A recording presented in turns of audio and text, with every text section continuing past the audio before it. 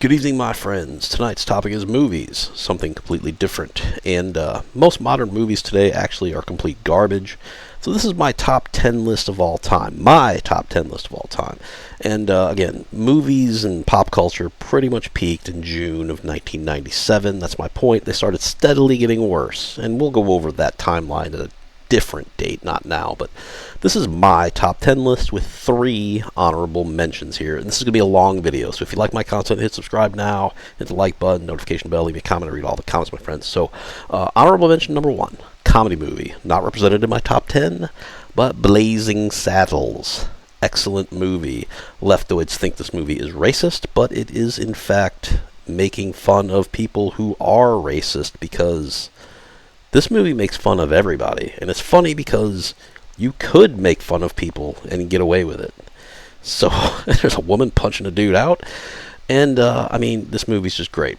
Give it a watch. I highly recommend you getting a copy of it either on DVD or digitally, because I believe it will be banned eventually. So, 1974, you could be funny then. 1954, Seven Samurai. Again, not the greatest movie of all time, but this movie basically set the foundation of most modern, quote, heroes' journeys movies. Star Wars, The Matrix, Lord of the Rings, all of it. Every movie was patterned after this basic theme. They were the first. It's great. It's just not really that exciting, I will say. And number 3, honorable mention, Downfall. This is the Adolf Hitler's secretary telling the story of the Nazi dictator's final days at the end of World War II. If you want to read a movie, this is a great one because it is subtitled in English, not dubbed, my friends, but excellent movie. Highly recommend it. Alright, so on to the top 10 list. No production value tonight, my friends. Number 10, No Country for Old Men. It is a great, brilliant crime drama. There's absolutely no music in this movie at all, and that adds to the tension in some of the scenes. But if you don't like a slow burn movie, you might be bored, but I was not, hence it's in my top 10. Great movie. Javier Bardem's character is absolutely fucking insane. I'll try not to give out any spoilers. None of my movies are from fucking 10 years ago. So from the Coen brothers, of course. Alright, number 9, The Godfather Part 2. Might be a little low for some people. Great, crime drama. Early life of Vito Corleone. Okay, so honorable mention to Part 1, also brilliant. It's a prequel / sequel. Al Pacino's performance was impressive. He's still a TDS suffering leftoid. It's a little bit slow, but the end delivered quite nicely, my friends. Again, try not to give any spoilers. Number 8, 2001: A Space Odyssey. Also a movie some people might find boring. The movie basically is the journey, and if you find the journey boring, then hey, so be it. But again, the movie came out in 1968. Some of the effects they still hold up. Some don't. Okay, full disclosure. 68. You did a good job, Kubrick. All right. But the theme of this movie towards the end is the AI, the computer or AI, basically starts murdering humans. The movie came out in 1968. If I spoiled it for you, I'm fucking sorry. It's a great movie. Anyway, regardless. But it's kind of the whole question of what do you do with the computer versus the human? Interesting themes back in 1968. And number 7, Aliens, 1986, the sequel to Alien, which was one of the scariest movies I've ever seen in my life. But this movie is a great action movie. It's kind of an action thriller, if you will. And this movie is actually an allegory about the United States' involvement in the Vietnam War. A lot of people don't get that. There's also a trigger warning on it for the leftoids because there is one illegal alien joke, even though leftoids should eat this movie the fuck up because it's got everything they are looking for. It's got a strong female lead. She's not a Mary Sue. Everything she does is completely explainable by her skill set. It's got a great story. The effects really stand up, except some of the ship flying and landing scenes. But hey, come on, it's made in 1986. That was almost 40 years ago. And the bad guy is a white male. but he's not incompetent, so it's weird. It's got a diverse cast. The diversity doesn't even feel forced, and there's no gay people in it at all. Maybe that's what triggers it. Filmmakers today should watch this movie and just absorb it, see what works, because this movie does work. Okay, number 6. Didn't want to spend that much time on aliens. Great movie, though. Cloud Atlas, 2012. 2012, my friends. Post-peak, post-1997. Actually, No Country for Old Men was from, I think, 2012 as well. Maybe it was 2011. Don't know. Cloud Atlas. So, this movie is a little bit bizarre. I love bizarre movies like this. It has an anthology cast. Tom Hanks, who's a pedophile. Most likely a pedophile. Alleged pedophile, sorry. Halle Berry, maybe also. Hugo Weaving, Hugh Grant. There's 6 storylines across multiple eras of time that all kind of sort of impact each other from beginning to end. And the ultimate conclusion is man can basically migrates off of planet Earth into a new habitable planet. So, again, that's maybe a complete spoiler, but I highly suggest you watch this movie. You might have to watch it twice.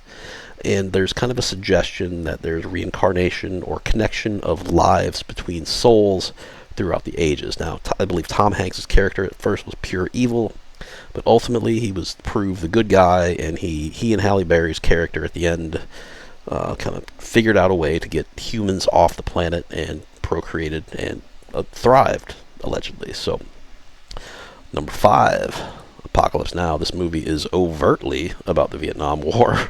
It's a brilliant movie. Again, if you don't like movies where people there's people narrating over the action or non-action of the movie, you may not like it as much. But me, I love it. I regularly watch this movie, rewatch this movie. So, but basically, the theme of this movie is the deeper you go into the jungle, the more insane things become.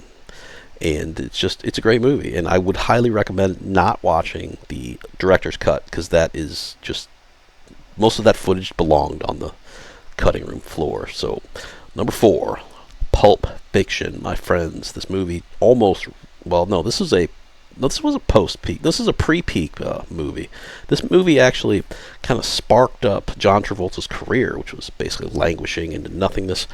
But this is a brilliant thought experiment about a movie that was not in chronological order. And some of the framing and the scenes, the direction of this movie is absolutely brilliant all the way around. It's got fantastic dialogue. It's one of the most quotable movies of all time. And there are so many other callbacks to other classic movies. It's just fan-fucking-tastic. So, did I see a sign that said dead storage in front of my house? Well, anyway, let's not go there. Let's not throw out a hard R here. So, number 3, A Clockwork Orange, my friends. This is another Kubrick movie in the top 10. Again, a little dated, but I mean, come on. Where can you have a movie where someone gets murdered with a giant porcelain penis? I mean, come on. If that doesn't make it top 10, I don't know what does. Also, a lot of tits in this movie. They're not afraid to show some tits. But basically, the gist of this movie is this dude's a thug, all right. And I may spoil. This movie came out in 1971. If you haven't seen it, I'm sorry, all right. But basically, a criminal, he pretty much is a criminal, gets involved in a government program to try to reduce crime. So the government gets involved in trying to reduce crime, and they do it by basically conditioning him to have a visceral reaction every time he's around sex or violence. And guess what? The government's involved, and it turns out really, really badly.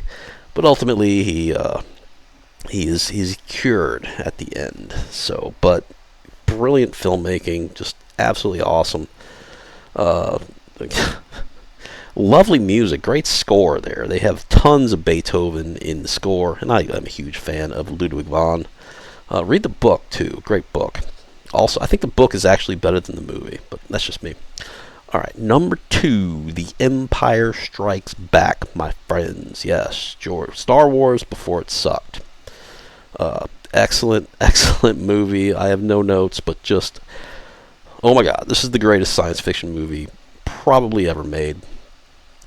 I mean, and it's even from 1980. I mean, it's over 40 years old. Most of okay, so The enhanced edition from the mid 90s actually does this movie a great service. They don't put anything stupid in there, and it's just a great piece of filmmaking. It's got great action. There's even some incest you just saw right there. And it's just a great movie. I mean, I can't say anything more about this movie. Everyone's seen this movie. Everyone knows what's going on. Also quotable. So number one, you know the theme of my movies, and yeah, Lord of the Rings, Return of the King, 2003. Greatest movie of all time, bar none. Greatest action scenes, great adhesion to the story. The diversions were acceptable. We'll allow it. An honorable mention to part one as well. Part two, I have some serious issues with because they really deviated from the book. But The Fellowship was good. I wish Tom Bombadil would have been in it, but alas, he was not. But I mean, no movie has made me cry 3 times in one movie, but this movie did the first time I watched it, which was by myself, of course, because I didn't want to embarrass myself. But full disclosure, I did cry like a little baby at a couple points in this movie, and I'm not ashamed to admit it, because I mean, I'm a big fan of the book. I was a big fan of the book before liking this franchise was cool. And yeah, I mean, that's it, man. There's no greater movie. I mean, yeah, it was a little bit long. There was probably one or two too many endings, but they ended it at the Grey Havens, which seemed to fit. And I mean, it's just, this was the best adaptation of a book of all time, and I don't think anyone will ever do anything better. So that's that. That's all we're gonna do. How long was this? 15 minutes? 12 minutes. Okay, I thought it would be longer. That's what she said. And yeah, that's that. I mean, you can disagree with me. Let me know what you think. Is there any movie I missed? Let me know. I mean, I'm sure that there's probably I considered 50 movies for this list. I just thought of all the ones that, I mean, what movie would I watch again and again and again? I mean, yeah, I know Shawshank Redemption. Every time I see that, I'd watch it. But is it top 10? I don't know about that. So anyway, again, let me know your thoughts in the comments section below. Thanks for watching. Pick up some non-perishable food, and God bless.